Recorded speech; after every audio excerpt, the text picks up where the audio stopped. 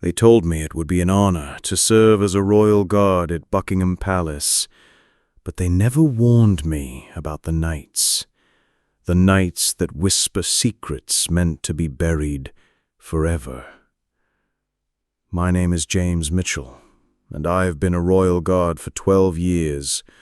I thought I knew every shadow, every creak, every hidden corner of this ancient palace.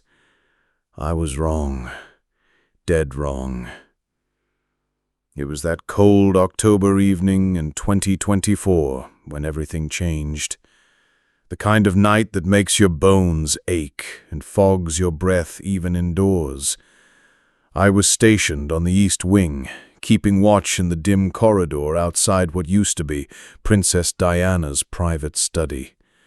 The room had been sealed since her death in 1997, gathering dust and memories that no one wanted to disturb. At exactly 02:17, I heard it, a soft scratching sound coming from inside the sealed room. Not the kind of scratching a mouse might make, but more like something deliberate, systematic, as if nails were scraping wood. My training kicked in immediately. Check, assess, report. But when I approached the door, the scratching stopped, as if whatever was inside had heard me.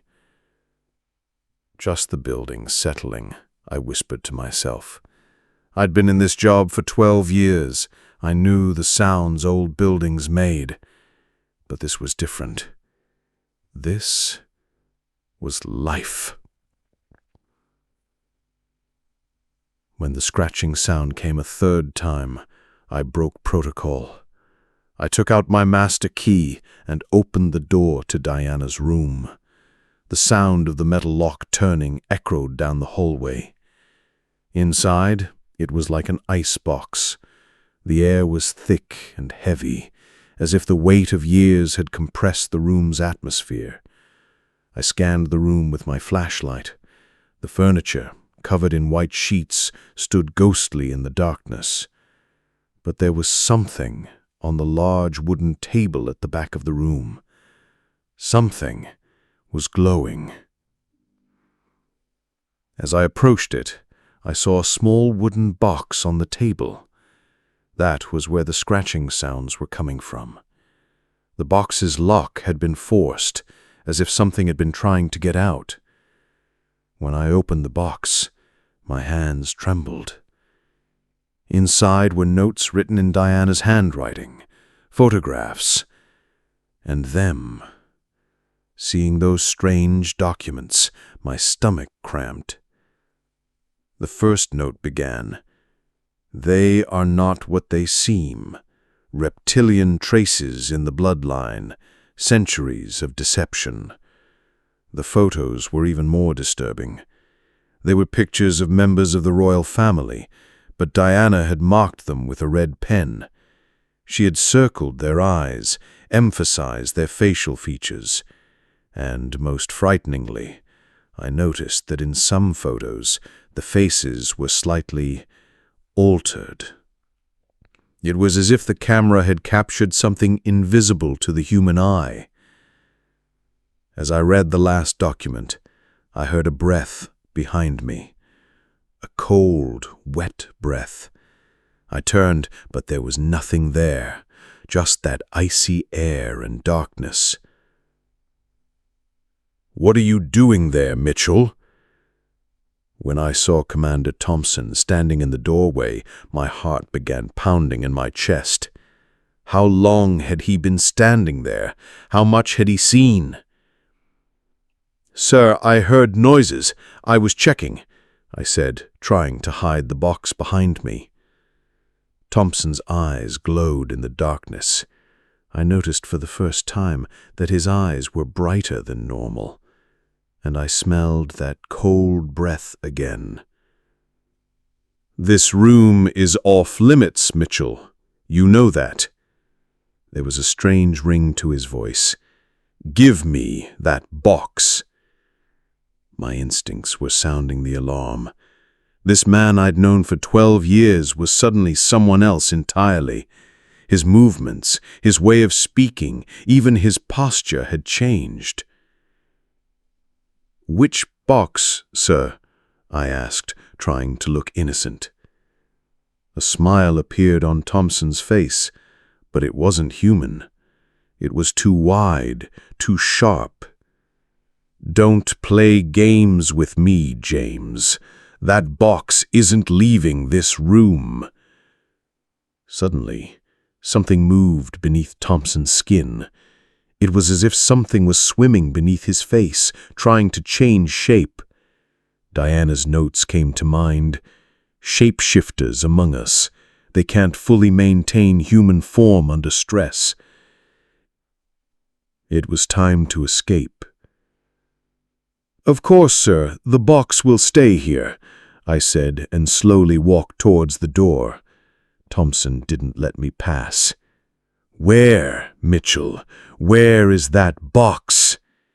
The ringing in his voice grew louder, and now I could clearly smell that cold reptilian scent on his breath. It was then that I saw Thompson's eyes turn completely yellow for a moment. Not a human yellow, but a snake-eye yellow. I ran down the hallway with the box, Diana's notes in my head. My mind was shattered. But I knew one thing. Diana was right. And now, I was the target, too. The next day, I couldn't sleep at home. Diana's box was hidden in my bedroom closet, but it felt like it was poisoning the air in the room. Every sound, every shadow startled me. Thompson's yellow eyes wouldn't leave my mind. In the afternoon, I decided to review the documents again. Diana's notes were very detailed, as if she had researched this subject for years. One page in particular caught my attention. Bloodline anomalies. Genetic inconsistencies spanning centuries. They reproduce among themselves to maintain the changes. The transformation is hereditary, but not always stable. Under stress, the human facade breaks down. There was a list underneath. Sudden temperature changes. Instant changes in eye color. Cold blood smell. Abnormal physical strength. Reptilian movement patterns. I had seen all of these in Thompson. As I re-examined the photos, I began to notice the details Diana marked. In one photo of Queen Elizabeth, the shadow fell strangely on her face, making her features appear different. In another photo of Prince Charles, there was that familiar sparkle in his eyes. But the most disturbing photo was one of a young Prince William and Harry. Diana had drawn a heart around them and written, "The only thing I have to protect." Underneath it, "They haven't changed yet. I hope they never do." When my phone rang, my heart raced. Unknown number. "James Mitchell?" An old woman's voice. "Who's calling?" "Margaret Thornbury, Diana's former secretary. We need to talk." I recognized the name. She was one of Diana's most trusted people. "How did you get this number?" "Diana said she trusted you. You found the box, didn't you?" My blood ran cold. "What box?" "Don't play games, kid. We don't have time. Regent's Park, the bench by the main gate. 1 hour. And James, trust no one from the palace." The line died. Waiting for her at the address Margaret gave me, I felt waves of paranoia washing over me. Every passerby, every car seemed suspicious. Was this what Diana felt? This constant sense of being watched? When Margaret arrived, I hardly recognized her. She used to be a stylish, confident woman. Now she looked old and frightened. She sat down next to me and scanned the area. "Where did you find that box?" she whispered. "In Diana's old room." "But how did you know?" "Because I put it there." Tears welled up in her eyes. "It was her last wish. She wanted the documents to be safe if anything happened to her. Then it's true, what she wrote? Her face turned pale. James, Diana's death was no accident. She was about to expose them. She planned to go to the press, but her time was up. I know who you mean. I saw Thompson. He changed. Thompson? Margaret was shocked. No. Thompson is human, but he's under their control. Some in the palace know, some don't. Those who know either keep quiet out of fear or join them. He pulled an old photograph from his pocket. This is from 1953, Elizabeth's coronation. Look closely. The photo showed the young Queen Elizabeth, but her eyes, those eyes were completely black. They weren't human eyes. How long have they been like this? Centuries, James. Maybe 1,000 years. Victoria, George, all of them. But Elizabeth is the strongest. She is the matriarch of the line. Suddenly, a shadow moved behind Margaret. I turned, but there was nothing there. We have to go, Margaret said, panicking. They found us. Who found us? But I didn't dare to look at Margaret, because now I could smell that cold reptilian scent on her breath too. Margaret. When I slowly turned around, Margaret's eyes had turned yellow. A smile crossed her face, but it was too wide, too sharp. I'm sorry, James, but you know too much. When Margaret's hand touched my wrist, her skin was ice cold and scaly. I ran through the park, through the people, hearing her growling behind me. When I reached the park gate, I dared to turn around. Margaret was standing there, but now she was completely different. Her neck was elongated, her eyes were bright yellow, her tongue hung out of her mouth. In that moment, I understood. Everyone Diana trusted was either dead or had become one of them. I was now completely alone. And worst of all, I remembered Diana's final note. The children. They're coming for the children next. William and Harry. The children Diana had protected were now adults. But what about their children? Prince George, Charlotte, Louis? This wasn't a family matter. This was a threat to humanity. For the next 3 days, I took sick leave. I couldn't show up at the palace because I no longer knew who I could trust. Margaret's betrayal had shaken me deeply. Even Diana's closest friends were now among them. While hiding at home, I read Diana's documents over and over.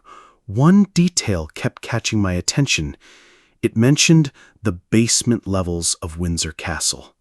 It said, the ancient chambers beneath Windsor, where the true forms are kept. According to the sketch Diana drew, there were older, secret rooms beneath the known basement levels of Windsor. And in those rooms, it said, the nesting grounds, where they reproduce and transform the young. When the phone rang, my anxiety level peaked. This time it was a number I recognized. David Walsh, an old friend who worked at Windsor. James, Buddy, where are you? Thompson is looking for you. David, can I trust you? A long silence. What do you mean? Tell me the truth. Are you normal? I knew it was a strange question, but I had no other choice now. James, are you okay? Your voice sounds really weird. David, can you come to Windsor tonight? Back door. Don't tell anyone. This is crazy, but okay. I'll be there at 11. I'd known David for 15 years. If he was one of them, I'd know there was no hope left. Windsor Castle is a completely different place at night. The touristy atmosphere of the day disappears, replaced by a gloomy atmosphere that carries the weight of centuries. As I waited for David at the back door, my heartbeat echoed in my ears. He arrived right on time, without his uniform, in civilian clothes. As he approached, I carefully checked his breath. Normal, warm human breath. I relaxed. "James, what's going on? Thompson is frantically looking for you." "David, I'm going to tell you something very strange. But first, know this. Our lives are in danger." I showed him Diana's documents. At first, he was skeptical, but when he saw the photos, his expression changed. "Are those the Queen's eyes? This must be photo manipulation." "David, I saw Thompson. His eyes turned yellow. His skin, it was moving." David looked at me as if I had lost my mind. "James, maybe you should get some rest." "Margaret Thornberry was one of them too, Diana's secretary." "Margaret? But she retired years ago. She lives in France." My blood ran cold. "No, David. She met with me 3 days ago." David's face turned white. "James, Margaret Thornberry died 2 years ago, in France, at her home." That's when I realized they weren't just changing shape. They could also use the identities of the dead. "Are the basement rooms Diana mentioned real?" I asked. David nodded. "Yes, there are old dungeons, but they're locked, off limits. Only high-level officials can enter. We have to go there tonight." "That's crazy." "David, if Diana's right, the children are in danger. George, Charlotte, Louis, all of them." Fear flashed in David's eyes. He was a father too. Our descent into the Windsor basement was the beginning of a nightmare. Each door we passed with David's master keys led us deeper into darkness. Narrow corridors smelling of damp, stone walls, and that constant feeling of being watched. "This place is very old," David whispered. "It dates back to the Norman period." But according to Diana's sketch, the real secret room should be deeper inside. As we scanned the walls with our flashlights, David noticed something odd. "James, look at that wall. These stones are different from the others." He was right. Part of the wall had been rebuilt with newer stones, and in between, there were small air holes. It was like the wall was hollow behind. When we pushed the stones, one shifted. A cold draft came from behind it, and that familiar smell, reptilian smell. "There's nothing behind this wall," David said. We pushed together, and the wall collapsed. A narrow passage opened behind it. The smell coming from inside made me nauseous, but I knew we had reached the place Diana's notes described. At the end of the passage was a large, circular room. What we saw in the light of our flashlights was the most terrifying moment of my life. Along the walls of the room were rows of giant glass cubes. Inside each cube, there were things, living things. Some were human-shaped, but they were slowly changing. Their skin was peeling, their faces were stretching, their eyes were turning yellow. "My God," David gasped. "What are these?" When I looked at the nearest cube, I recognized the being inside. It was Thompson, but he was half human, half something else. In front of one of the cubes was a metal plate. Transformation Phase 3, Royal Guard Protocol. "They are transforming us," I whispered. By the time I noticed a change in David's breathing, it was too late. When I turned around, his eyes had begun to turn yellow. "I'm sorry, James. But you know too much. David's voice was no longer David's voice.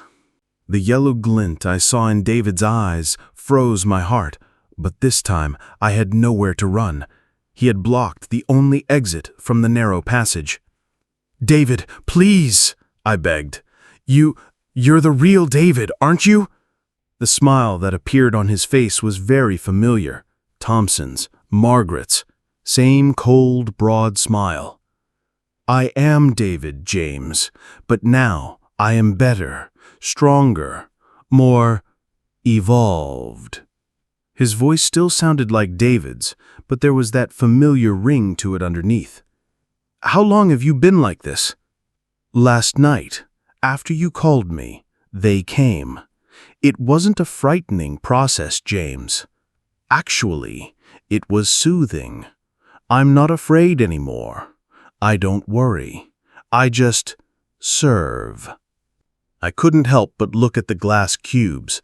The beings inside moved slowly, as if dreaming. "How many are there in this room?" 24. Enough for the transformation of all the palace security personnel. You'll be the last, James. The most resistant ones are always the last to go. As David approached, I continued to examine the glass cubes. Each had a digital panel underneath. Transformation progress, 67%, 89%, 45%. The numbers kept changing. "How does this work?" David paused. It was as if he didn't want to answer, but something was forcing him to. "Genetic manipulation. Retroviral injection. Human DNA is slowly altered. First phase, mental control. Thought patterns change. Second phase, physical adaptation. Body chemistry is updated. Third phase, complete transformation. You become one of us." "How long have you been going on?" "For centuries, but modern technology accelerated the process. The transformation used to take 10 years. Now it takes just a few days." As I approached the cube in the corner, the being inside seemed familiar. It was former Commander Harrison. They said he died of a heart attack 3 months ago, but here, inside the cube, he was breathing slowly. "Harrison is dead!" "No, James. Harrison evolved. He's now a better version. He doesn't age, get sick, or feel pain." Other voices came from behind David. 3 more figures appeared in the light of my flashlight. They all were wearing Royal Guard uniforms. They all had those familiar yellow eyes. "We want to help you, James," said one of them. The voice was familiar. Sergeant Collins. "Resisting only prolongs the process." "I resisted Diana," I said, backing away. "You killed her." "Diana's death was a necessary sacrifice. She was trying to protect the children. But the children must evolve too. This is the next step in human evolution." That's when I noticed the most terrifying detail. A small photo was stuck on top of one of the cubes. It was a photo of Prince George. His innocent 8-year-old face was staring at me. "No," I whispered. "You won't touch the children." "James, you don't understand the situation. This isn't a curse, it's a gift. Reptilian blood is superior, stronger, smarter, more perfect." David kept approaching. "The transformation doesn't hurt, James. It's just change." I noticed a metal table next to one of the cubes. On it were syringes, needles, and bottles filled with a greenish liquid. Transformation serum. "What's this liquid?" "Concentrated reptilian DNA. Thousands of years of genetic perfection. 1 dose is enough for basic transformation. But for full evolution," David pointed to the large cubes, "the chamber process is necessary." At that moment, the creature inside one of the cubes opened its eyes and looked at me. It was Thompson, but it wasn't Thompson anymore. His eyes were huge and yellow, his skin was covered in scales, and a long, forked tongue hung from his mouth. "Help!" Thompson tried to whisper. His voice was hoarse and distorted. "Kill me! Kill me!" David's face suddenly hardened. Thompson hasn't completed his adaptation phase yet. Sometimes his old personality comes to the fore. It's a temporary glitch. He's still in there, isn't he?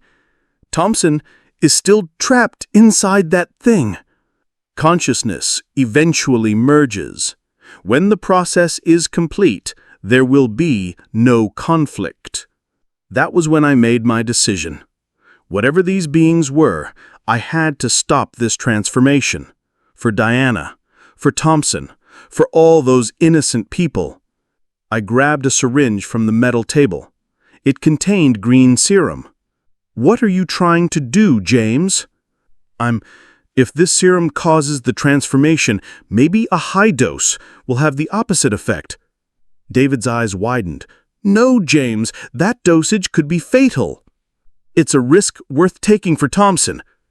As I ran towards Thompson's cube, David tried to grab me from behind. I found the injection port on the side of the cube and inserted the syringe. "James, stop!" David shouted. I injected the serum from the syringe into Thompson's veins.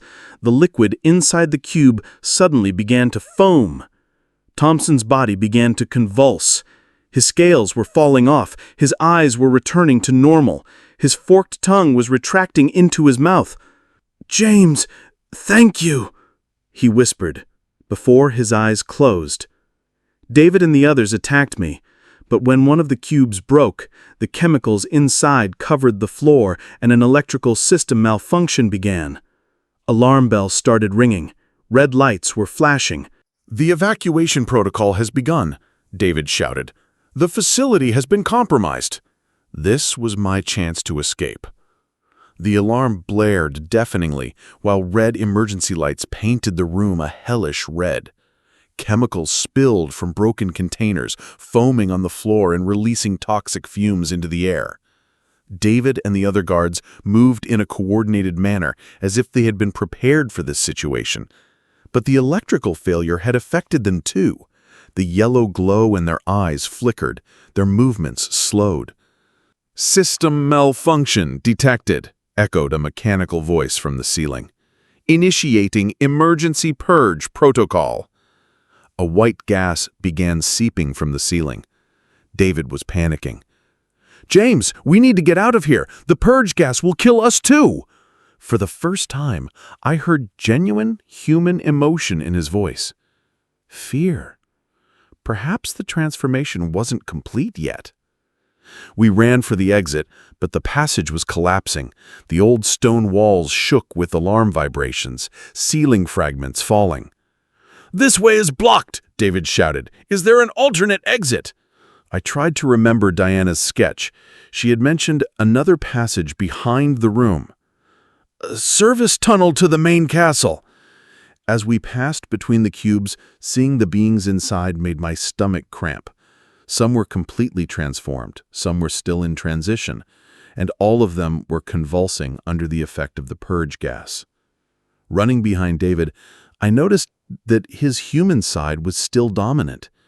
Maybe the transformation process could be reversed. "David, you're still there, right? The real David?"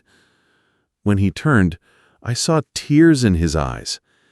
"James, I was trying to resist them, but that voice, that constant whispering, the mind control is too strong."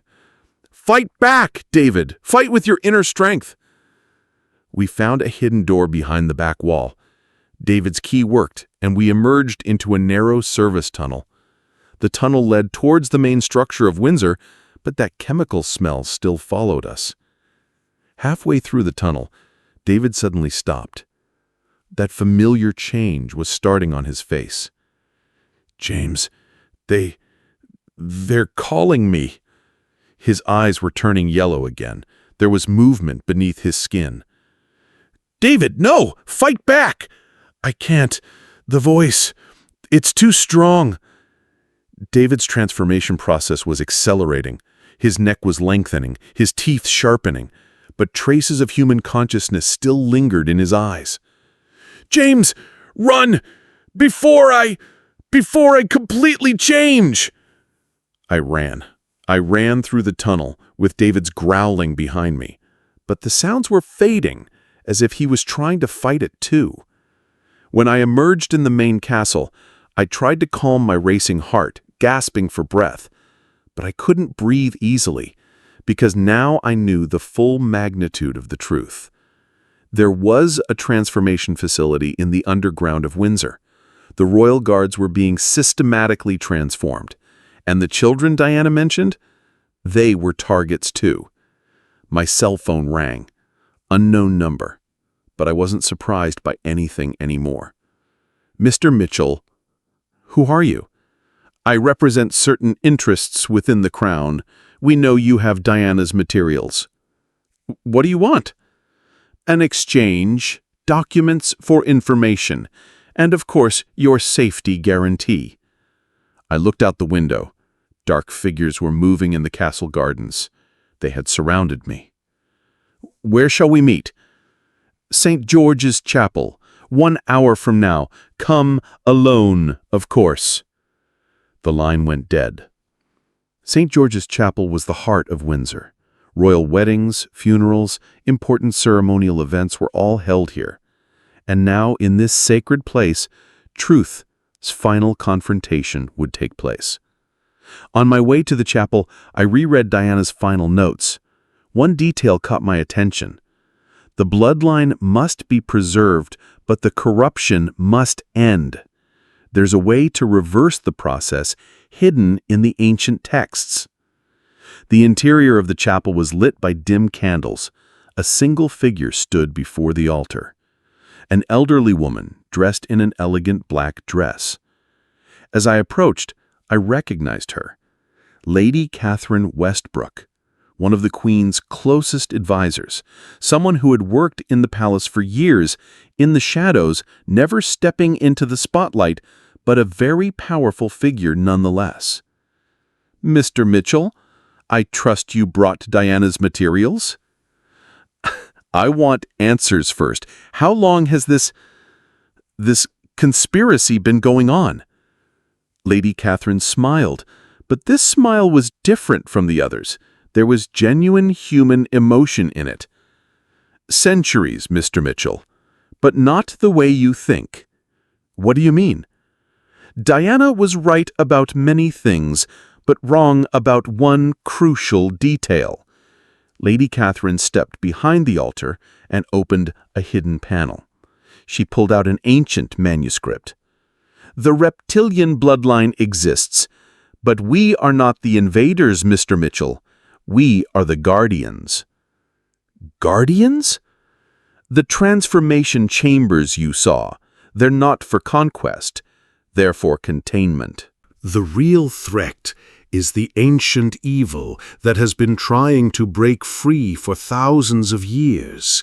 We continue to imprison it. When I opened the manuscript, I saw medieval drawings, dragons, snakes, but these were not mythological creatures.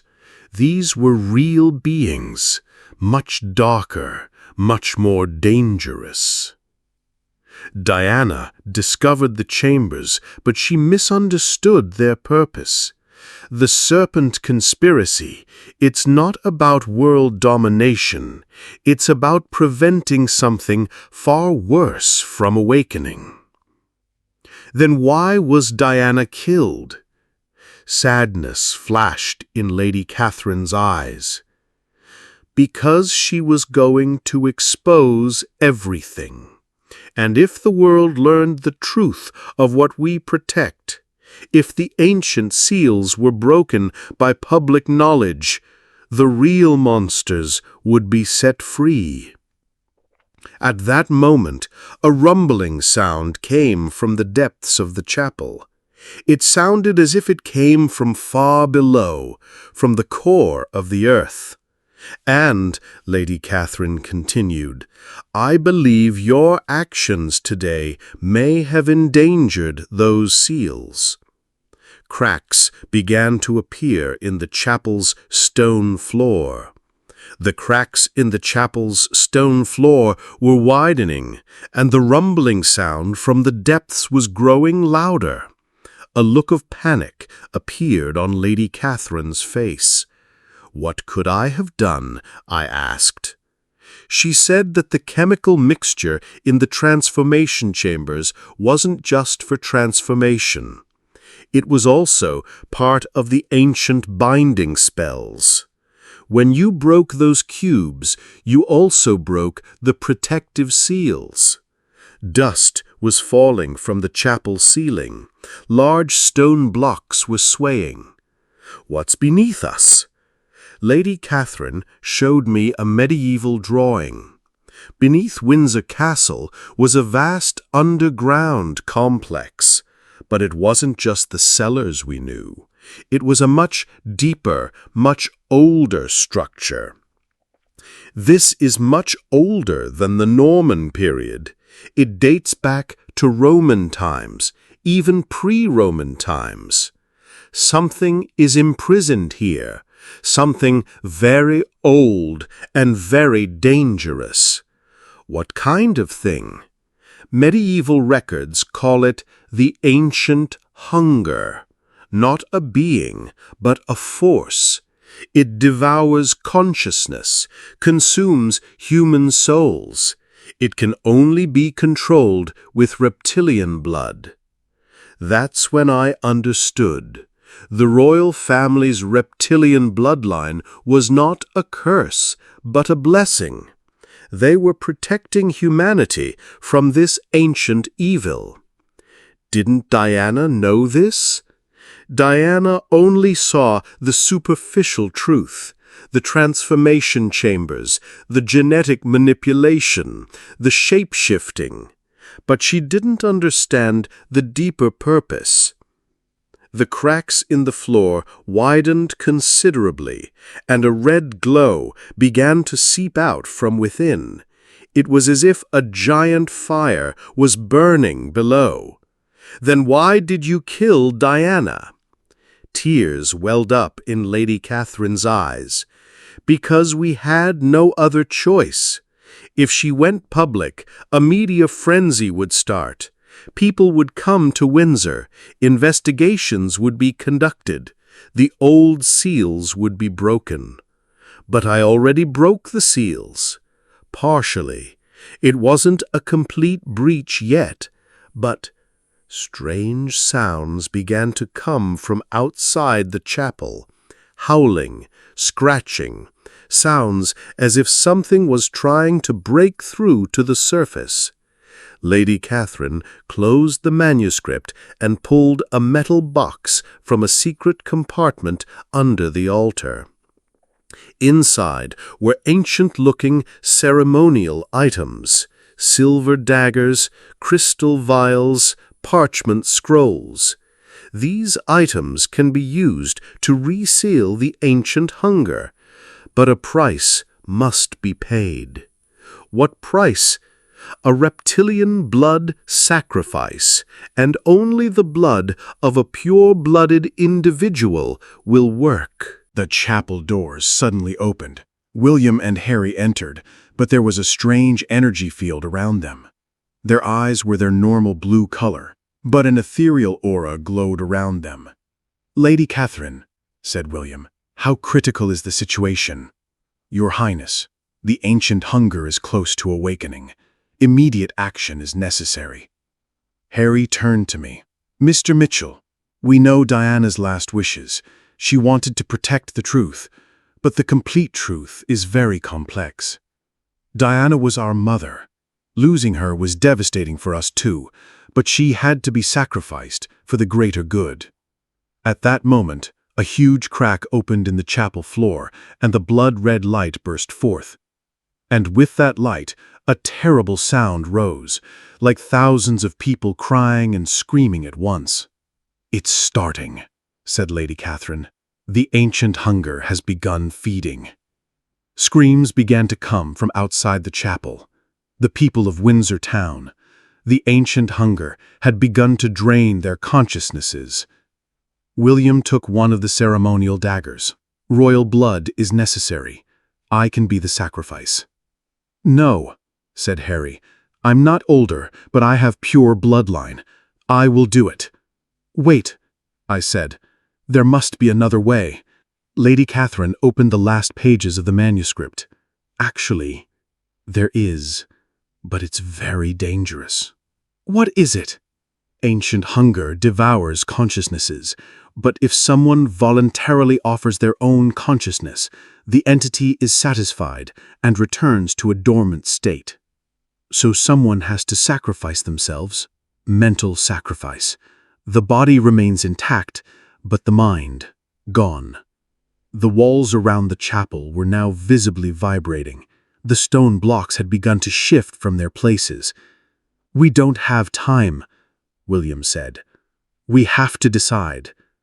Just then, David stumbled out of the tunnel. He was in half-human, half-reptilian form, but there was still human awareness in his eyes. "James," he gasped, I can feel it. The ancient hunger.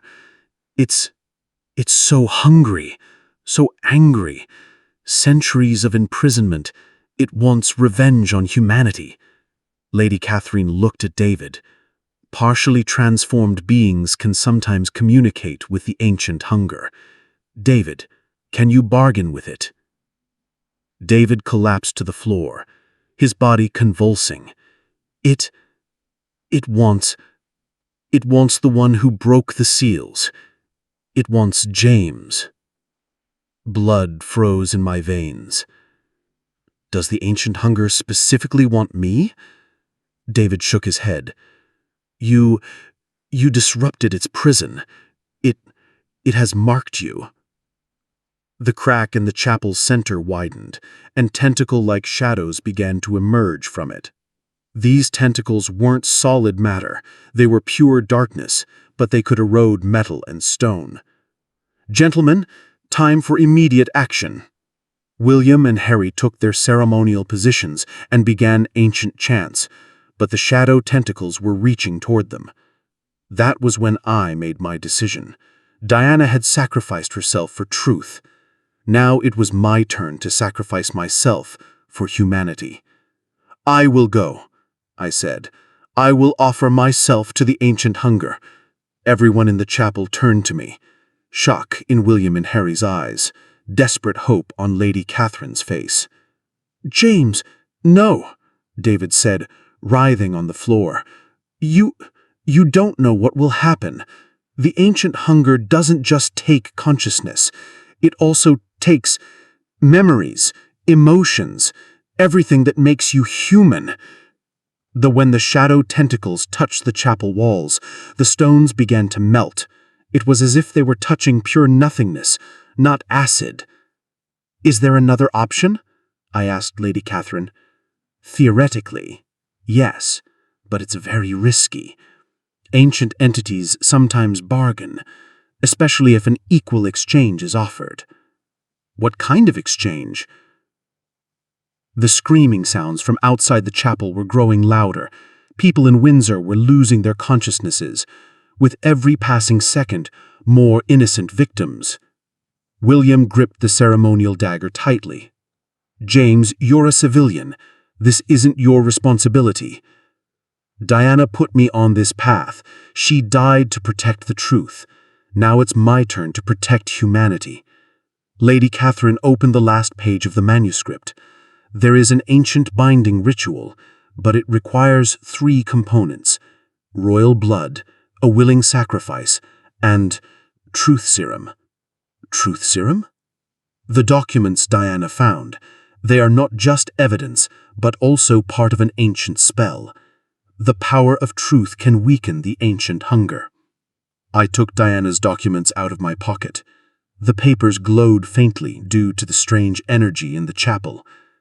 How does the ritual work? Royal blood is dropped onto the documents. The willing sacrifice recites the truth in a loud voice. The ancient hunger is satisfied with the truth offered and returns to a dormant state. David suddenly convulsed and began speaking in a strange voice. The ancient hunger hears your words.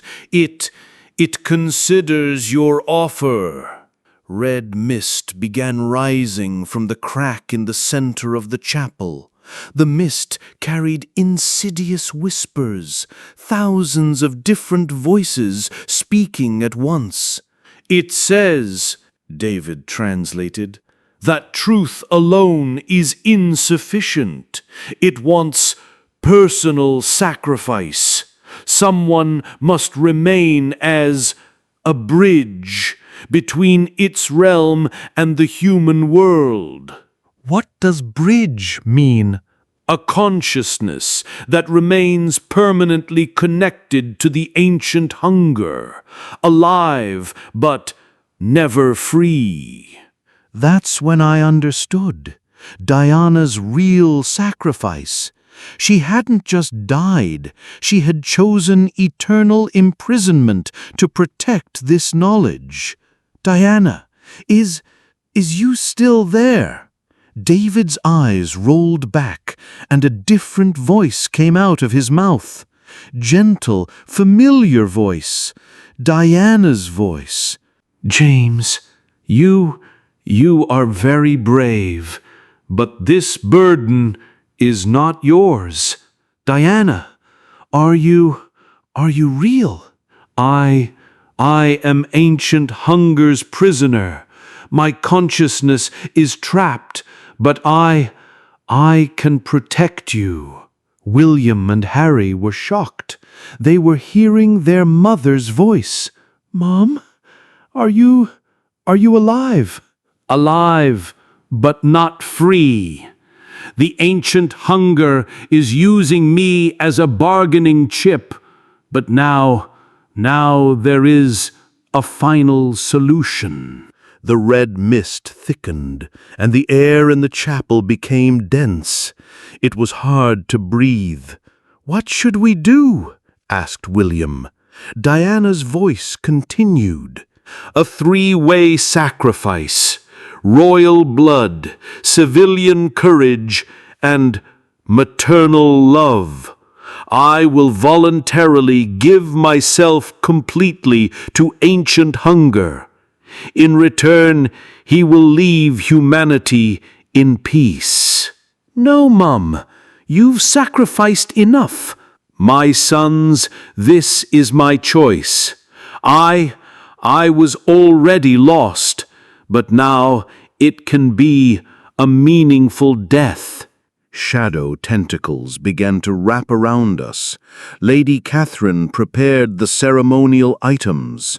We must hurry. Ancient hunger awaits our decision. Harry cut his hand with the dagger and dripped blood onto Diana's documents. The papers immediately began to glow with golden light. James, Diana's voice said, read the documents aloud. The power of truth will weaken the ancient hunger. I took the documents and began to read. The truth about the royal bloodline: they are not conquerors, but guardians. For centuries, they have protected humanity from ancient hunger. The reptilian transformation is not corruption, but sacred duty. Princess Diana died protecting this secret, protecting her children, protecting the world. As the words came out, the dark energy in the chapel shifted. The shadow tentacles began to retreat. "Continue," urged Lady Catherine. "The royal family carries ancient responsibility. They sacrifice their humanity to maintain the seals. They transform not for power, but for protection. This is the truth Diana died for. This is the truth the world must never know." Ancient hunger's whispers grew louder, but no longer angry, contemplative. Diana's voice spoke spoke one last time. My beloved sons, be proud of your heritage. Protect humanity as I protected you. And James, thank you for bringing me home." At that moment, a brilliant white light appeared in the red crack in the chapel. Diana's spirit became visible, beautiful, peaceful, free. Ancient hunger accepts the final sacrifice. I offer my eternal consciousness. Humanity will be safe. Diana's spirit dissolved into the white light, and ancient hunger's presence withdrew from the chapel. The red crack closed, the shadow tentacles vanished, the whispers stopped. Silence fell in the chapel. Complete, peaceful silence. David returned to his normal form, his eyes now human blue. It's over. Ancient hunger is dormant. Diana's sacrifice was successful. William and Harry shed tears. Their mother had truly said goodbye. "What happens now?" I asked. Lady Catherine gathered the ceremonial items. The documents must be destroyed. The truth must be protected. And you, James, you are officially a hero. But unofficially, this never happened. Diana's memory? She will be remembered as the people's princess, as the victim of a tragic accident. The true sacrifice will remain a secret. As we left the chapel, William approached me. "James, thank you. You completed our mother's mission. What is Diana's true legacy?" Harry answered, "Protection, love, sacrifice." She protected the truth because some truths are too dangerous to know. As we left Windsor Castle, David walked beside me. "Are you normal now?" I asked. "Yeah, the transformation completely reversed. But the memories remain. The whispers of the ancient hunger, Diana's courage, everything. Can you keep this secret? Forever. You?" I looked up at the sky. Dawn was breaking. A new day was beginning. Diana made a promise. I make the same promise. Some truths must remain hidden to protect humanity. And so it remained the world's greatest conspiracy secret. Diana's real story was never told. She continued her royal family duties, protecting humanity from ancient evils. But I know. And now you know too. The question is, would you keep this secret?